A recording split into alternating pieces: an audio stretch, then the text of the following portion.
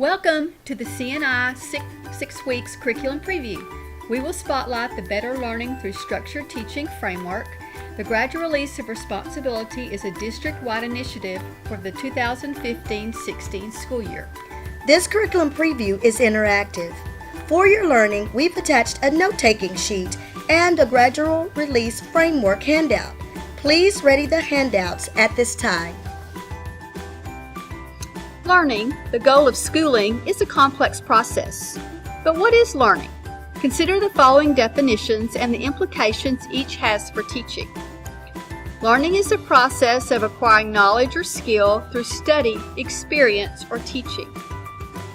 Learning is experience that brings about a relatively permanent change in behavior. Learning is a change in neural function as a consequence of experience. Learning is a cognitive process of acquiring skill or knowledge. Learning is an increase in the amount of response rules and concepts in the memory of an intelligent system.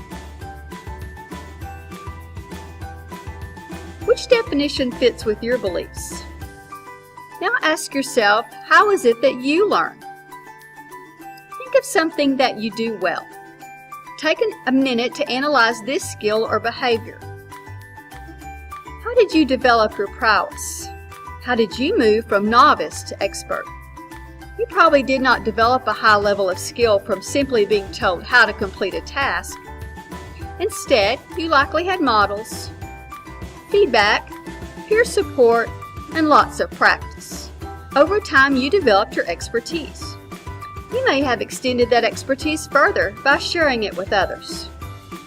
The model that explains this type of learning process is called the Gradual Release of Responsibility Instructional Framework. If you're unfamiliar or unsure about Gradual Release, don't worry. All campuses will be trained in the Gradual Release model for the 2015-16 school year. This video is a precursor of the upcoming training, but please refer to it anytime as a reference for Gradual Release. Resources used today are Better Learning Through Structured Teaching, first and second editions, and productive group work. The learning targets today are that you will learn the rationale of using the Gradual Release of Responsibility and that you can understand the 4 components of Gradual Release in order to increase student achievement. The Gradual Release of Responsibility Instructional Framework purposely shifts the cognitive load from teacher as model to joint responsibility of teacher and learner to independent practice and application by the learner. It allows for teachers who catch students who would otherwise slip through the cracks, such as that quiet, compliant student, and provides multiple opportunities for teachers to witness student understanding and intervene when needed. The Gradual Release of Responsibility framework, originally developed for reading instruction, reflects the intersection of several theories, including Piaget's work on cognitive structures and schemata, Vygotsky's work on zones of proximal development, and Bandura's work on attention, retention, reproduction, and motivation, and Wood, Bruner, and Ross's work on scaffolded instruction. Taken together, these theories suggest that learning occurs through interactions with others. When these interactions are intentional, specific learning occurs. Let's listen as Doug Fisher recounts a learning opportunity, the moment he knew the importance of gradual release.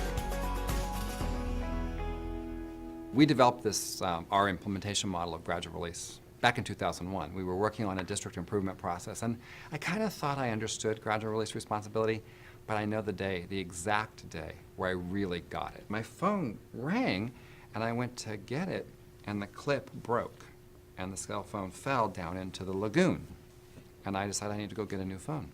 So off I go to the store, and the kid that was selling me the phone kept upselling. Oh, this phone does this does this, and I'm thinking, I don't need that. I just need a phone. You open it, you say hello, good to go. And he finally said to me, young people text message. And I had never text messaged ever in my life. And I said, I don't need a text message. He said, young people text message. And I decided that was a selling point right there. If all the kids in my school were going to be doing this, I better learn how to do it. So proud of that phone. I went back to the conference. Nancy, look what I got. I got this super expensive phone. Had it in my pocket about an hour and 10 minutes later, and the phone rang. And I had no idea how to answer the telephone. Because every phone I'd ever had, you open it and you can answer it. And this one just sat there vibrating away and said, missed call. It was very annoying. So I went back to the store. See, what he did is he showed me how it worked. I saw it work in his hands, but it hadn't yet worked in my hands. And it certainly hadn't worked in a collaborative situation. So he took it out, he showed me how it worked, and I said to him, you know, I need to see the phone in my own hand. I gotta touch it. So he puts the phone in my hand, and he starts coaching me through. Don't push this button, don't push the red button, unlock the screen. He did all this stuff. And Nancy got so wrapped up in the conversation, she bought a phone herself. And that night we had dinner, we sat across from each other and started sending text messages and practicing and the message back and forth and send me a response and do this. And I think about that a lot in my life as a teacher.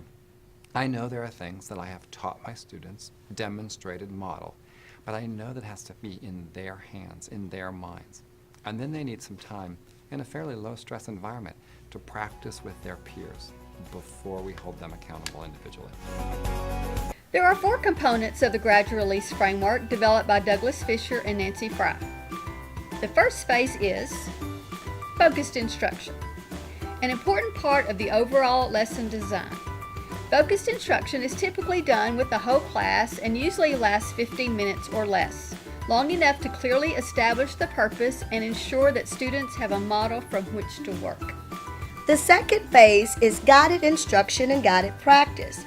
Guided instruction is strategically using prompts, cues, and questions to lead students to new understanding.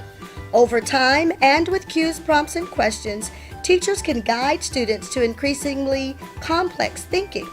Guided instruction is, in part, about establishing high expectations and providing the support so that students can reach those expectations. The third phase, collaborative learning, is allowing students to consolidate their understanding through exploration, problem solving, discussion, and thinking with their peers.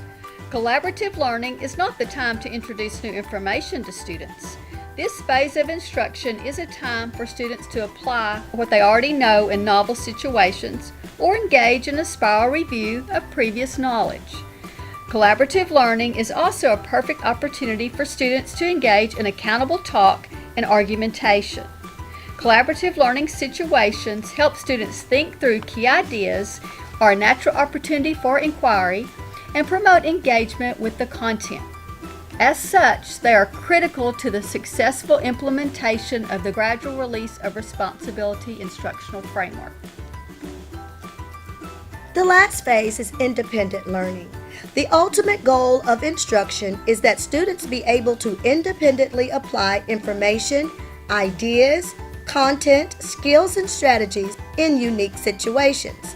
Independent learning is requiring students to use the skills and knowledge they've acquired to create authentic products and ask new questions. When students are ready to apply skills and knowledge to produce new products, there's a range of independent tasks that might be used. The more authentic a task is, the more likely the student is to complete it. Please ready your note-taking sheet at this time as Doug Fisher describes the key elements of the Gradual Release Framework.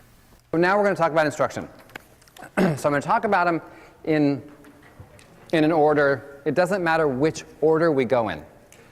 I am concerned that people see our work. Nancy and I drew these in 2001.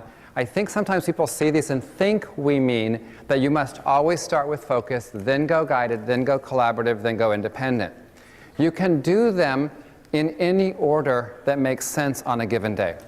You can imagine a class starting where it's independent learning first. The kids walk in, they do a journal entry, do now problem, must do, any of those kinds of right now independent work. You could imagine starting a class with collaborative learning. They have to learn something, they do something together. So you can start anywhere. I do believe that all 4 of these components must be present in every lesson every day for learning to occur. I don't think you can skip some on some days. I don't think you can say, well, today we're going to do these two and tomorrow we'll do the next two. I think it creates a whole cycle of learning when you do all 4 of these things each day. So if you take your folds and you look at focused instruction or focused lesson, here's what I think about when I think of focused instruction, that aspect. Number 1, there's a purpose. Number 2, there's teacher modeling. So first, the purpose. I didn't say objective or learning target, although I could have. I said purpose because I want to make sure we also include relevance. So I say purpose rather than objective or learning target so that it reminds me to think about the relevance for the learner. The second part of focused instruction is about teacher modeling. Opening up your brain and modeling your thinking, how you solve problems, how you read, how you think about a process, any of those kinds of things, teacher modeling. For me, teacher modeling has, at the very minimum, 2 components. Number 1, it is I statements. It's not we statements, and it's not you statements. It's I statements. When I read this, I was thinking about. When I saw that problem, the first thing I thought of was, it's I statements. The second part of teacher modeling for me is about metacognition, thinking about our thinking. At the very minimum, we should have a because or why or how. I can make the following prediction, blah, blah, blah, blah, blah, because the author told me X. So that's for me modeling. So we have a purpose to every lesson, objective, learning target, whatever, a purpose to every lesson, and we model our thinking. For those of you who are in science and things like, some of those more discovery inquiry fields, you don't like that to come first, right? You don't want to give away a lot of stuff up front. So do the modeling later. It doesn't have to start the lesson. But somewhere in a lesson, I believe that students need to hear some expert thinking from their teachers. Because hopefully, you know more than the majority of students in your class. They need to hear that thinking. So that's focused instruction, purpose and modeling. Guided instruction, one example of guided instruction is close reading. The other way to do it is to prompt and cue and question students. So for us, our definition of guided instruction is the strategic use of questions, prompts, and cues. I'll say that one more time. The strategic use of questions, prompts, and cues. This was a weakness I had as a teacher. I was pretty good at whole class instruction, modeling, setting my purpose, and I'm pretty good at getting groups of students to work collaboratively. And then if I noticed a group was struggling, I would go over to that group and I would re-explain to them what I just told the whole class. Do you hear that I'm doing all the work still? This was hard for me because I know how to listen to them, and when they struggle, I know how to take it back, take over, and give them more information. So I've had to learn to not do that, to not tell the students the information they're missing, but rather ask a question, prompt them, or cue them. It's a little slower, but it's the students doing the cognitive work. So I think there's 2 ways to do guided instruction if we're in that area. If the students are working in a group, you can, as a teacher, insert yourself into the group and switch it from group work to guided instruction because of your presence. Or you can take students out of different groups and pull them to you for a small group lesson, an extension, a remediation, something like that. So we have 2 ways of thinking about guided instruction in the small group format. You rotate around, or pulling kids from their groups and doing some instruction. So every day, teachers should be working on the errors and misconceptions that students have and trying not to just tell them something, but to prompt and cue them. I think that's fair, don't you? That'd be a reasonable part of school. Every day, we should have students doing collaborative learning. So if you could move to that part of your notes. And for me, collaborative learning is student-to-student interaction. They talk to each other. They interact. They interact in academic ways, with academic language. We have to get students producing the language for them to learn the language. That's the whole point of collaborative learning, is building academic language. But do your students speak the discipline of science, or the discipline of mathematics, or the discipline of history, or the discipline of art? If not, They need to apprentice to that. So we need more time in school with student-to-student interaction. The last one, independent learning. That's the application of the things we've been teaching students. If I could do this over, I would divide that into two halves. I think there's in-class independent learning and out-of-class independent learning. So this is my dream, my vision, my hope for what schools would look like. There's a purpose every day. The teachers model every day. Students have time to work together using academic language in the presence of their peers. Teachers notice errors and misconceptions, and they don't tell the kid the information. They use questions, prompts, and cues. And they hold students accountable for that information through a spiral review practice. It doesn't sound too hard, does it? Not a big, long list. Here's a list of things that we know work to change achievement. To recap Doug Fisher's points, the gradual release model establishes a purpose for every lesson, provides for teacher modeling, provides for teacher use of questions, prompts, and cues to address misconceptions and aid struggling students, provides for student collaboration using academic language with peers, holds students accountable for cognition through spiral review of information. Let's explore the gradual release instructional model with Sarah Wesley as she applies it in her class. We're going to try to keep this pretty simple. I'm very passionate about the notion of meeting students right where they are, because who they are is wonderful and who they are is full of potential. A lot of the patterns that we've looked at so far have kind of been illustrations, right? I think that we can meet them where they are just in the way that we design our instruction. What goes right here? How do you as a reader react to the real story?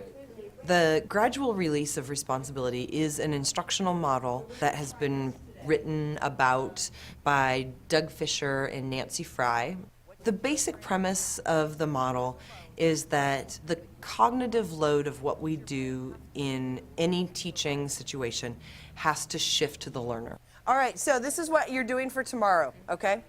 If I'm spending all of my time holding all the answers in my head, and I'm the one who's doing all of the work, then students on the other end of that are just being passive. And what we need to do is gradually, over time, give that responsibility of constructing the knowledge, of owning the knowledge to them. So the four components of the instructional model: the focus lesson, or the I do part. So I want you to choose a pattern. You can choose one of these. The guided instruction, which is where we do together. So what do you think this is? So it goes back to like our whole reader response thing? Yeah. The productive group work, which is where you do together. He experiences an enormous amount of physical pain due to these injuries that he sustains. And then the independent work, which kind of accumulates all of these different components when the student works alone. Try to write down what you think this means in your own words. What we really are teaching is we're really teaching students how to think. The first component of that requires a lot of explicit teaching. So I modeled my own thinking with this exercise. What do you think? Do you think his limbs are a pattern? I don't think it's a pattern, I just think it could be a symbol. Right. So today was the opportunity for students to choose their own patterns, to work collaboratively with each other in order to draw some analysis about those. In 5 or fewer words, I want you to put the big idea. And then probably also really important in that was at the very end, I gave each of them a sticky note. And on that, I'm going to ask you to tell me how your brain came up with that idea. So I think that's really crucial on two fronts. One, because in group work, it's so easy for one person to do all of the work. So at some level, they have to own their own learning in that productive group work model. Anybody went to a window, it was just to get away from something or to feel better. They also have to own their own metacognition in all of this. So they have to be able to talk about and describe how they think. After he becomes a bug, everyone starts rejecting him for who he is. Ultimately, the abuse kills him. He just says, I'm just going to lay down and die. So we decided that, like, every time that he feels some physical pain, it doesn't really bother him that much, but every time he feels anything emotional connected to his job or his family, it just devastates him. These are new thinking skills for them, and they need to really become acclimated to thinking in this way before they can start to apply it to more difficult texts. We put duty numbs, betrayal burns, and hunger festers. Sounds like a poem. I think depending on where the teacher is at in his or her understanding of the model, it may not be more work, it's probably just different work. At its crux, to me, this model is about a learning process. It is not about ways of delivering content as much as it is about ways of getting students to become thinkers, getting students to become autonomous. Books don't influence what you don't know, it's what you do know. Okay, now explain that to us, because that's really interesting. It's better to influence a reader by what he does know than what he doesn't know, because what he does know, you can build more fact off of that. I wonder if productive group work is more comfortable to teachers. It really has been one of the first district initiatives, so K-12 initiative, where everyone is working towards something common. How do you get that motivation when it's not a choice? Is it difficult to do this by yourself? Absolutely. Can you do it when you have others? Absolutely. Okay, keep going. Do we have to be willing to look for the little celebrations, the little moments that may really offer us insight into how we changed our practice? Yeah, we have to do all of those things, but it's all a part of the process of learning. Ultimately, structured teaching requires that teachers know their students and content well, that they regularly assess students' understanding of the content, and that they purposely plan interrelated lessons that transfer the responsibility from the teacher to the student. The practice that guides this type of teaching, the gradual release of responsibility, can also be conceptualized as shown in this figure, which highlights the framework's recursive structure and the ways in which teachers might vary its 4 instructional phases in order to optimize learning. Let's revisit our learning targets. You should be able to say that you have learned the rationale of using the gradual release of responsibility framework, that you know it's research-based and it's how people learn, that you can understand the 4 components of the gradual release to increase student achievement. Let's conclude with what students are saying about gradual release and their own learning, and ask yourself, is what I'm doing helping each student learn more? He has a clarity of thought. He really knows what to model, how to model it. There's no muddiness with the expectations. It does help us when he has us do it as a class, then do it together, then do it independently, because it's repeating, so it's easier to get in your head. I mean, repetition works for me, and it is working for Cameron. My favorite part is when we get to work together with other students, because it's like we help each other. It helps us be more independent. Cool, I like it. We can do it without other people telling us what to do. And the other thing that's good about this model is there's no surprises. It just provides a nice, clear outline and framework for a lesson. First, he tells us what to do, and then we do it in a group, and then we do it on our own. He gets into it and learns it, and have us learn it. Cameron thinks Mr. Frazier is great. She loves him. She's definitely grown. Thank you for your participation. We look forward to supporting and serving you in the gradual release implementation. Thank you. Until next time, goodbye.